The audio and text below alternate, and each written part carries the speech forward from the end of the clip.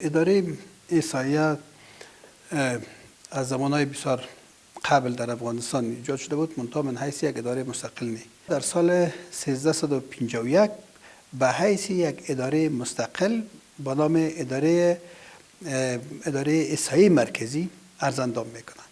در اون زمان یک اداره بسیار فعال و در عین زمان اداره که از حمایت‌های بسیار بزرگ حکومت شاهی برخوردار می باشد آغاز به فعالیت میکنه و اولین کارهایی را که میکنن به فکر ازی میشن که ما یک سرشماری کامل از نفوس و مسکن داشته باشیم، زیرا تا قبل از او بر اساس بعضی از تخمین ها و پیش بینی ها نفوس برآورد میشد.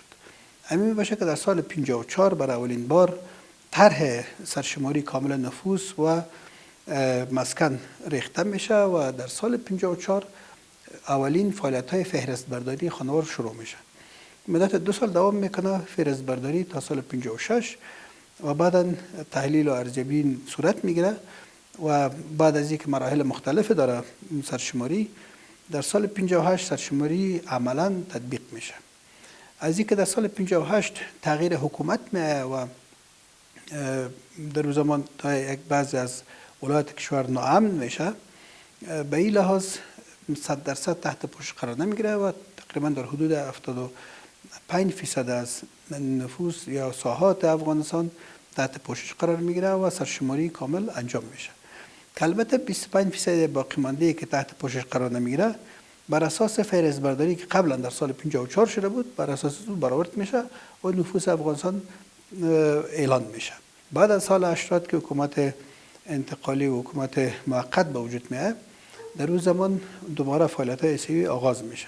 بیشترین استفاده را که ارقام میکنند بیشتر در بخش پلیس سازان، خصوصا وزارت های پلیس ساز بدون ارقام و معلومات احصایی اساسا هیچ پالیسی طرح شده نمیتونه و هیچ استراتژی ایجاد شده نمیتونه تا که از ارقام احصایی استفاده نکنند. سرشماری به این معنی است که اگر در سطح ولایت باشه، سطح ملی باشه یا بر سطح کوچکتر باشه، هر واحد از جمعیت باید که در موردش معلومات جمع آوری شود. وقتی که ما سرشماری نفوس و خانوار میگیم به این معنی است که از هر فرد افغانستان معلومات در مورد جمع آوری شود. حال میبینیم که سرشماری ها در دیگر کشورها به کدام شکل می باشه. در بزرگترین کشورها بعد از هر 10 سال انجام می شود. به خاطر چی؟ به خاطر اینکه که اول کار فوق العاده تکنیکی است. دوم هزینه بسیار بلند ضرورت داره. سوم افراد تکنیکی را ضرورت دارند. پروسس بسیار زیاد ضرورت داره. به خاطر از اینکه سرشماری ها عمدتاً در یک زمان بسیار کوتاه باید انجام شود. مثلا سرشماری روسیه در 1 روز انجام شد. تعداد زیاد افراد باید وجود داشته باشه که اونا آمادگی داشته باشند برن جمع آوری کنند. تمام شرایط برایش آماده باشه. حال چند فیصد اگر تا ما کسایی که ادعا میکنند که سرشماری کامل نفوس و مسکن، چند فیصد از خاک افغانستان تحت تسلط دولت است؟ واضح است که در بعض از ولایت حتی نیروی امنیتی هم رفتن نمیتونه. ما هر ولایت نه بلکه هر قریه و هر دروازه‌ای که در افغانستان است باید جمع آوری شه معلومات. از این لحاظ پلان در سال 2004 که آغاز شد فهرست برداری و پلان بود که در سال 2007 سرشماری کامل نفوس و مسکن در افغانستان، سرشماری دوم باید راه اندازی شود. ولی کابینه جمهوری اسلامی افغانستان در اون زمان، در زمانی که شرایط نظر به حال فوق العاده خوب بود، در سال 2007 تصمیم گرفت که نظر به این که شرایط خراب است، سرشماری نفوس امکان پذیر نیست در افغانستان.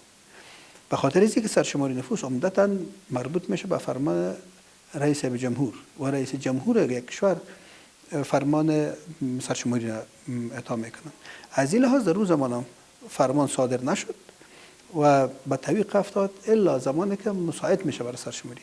هر زمانی که شرایط مساعد باشه با وجود از اینکه مصارف فوق العاده زیاده به حساب ضرورت داره، ما حساب کردیم در حدود 196 میلیون دلار مصرف سرشماری است که ما انجام بدیم.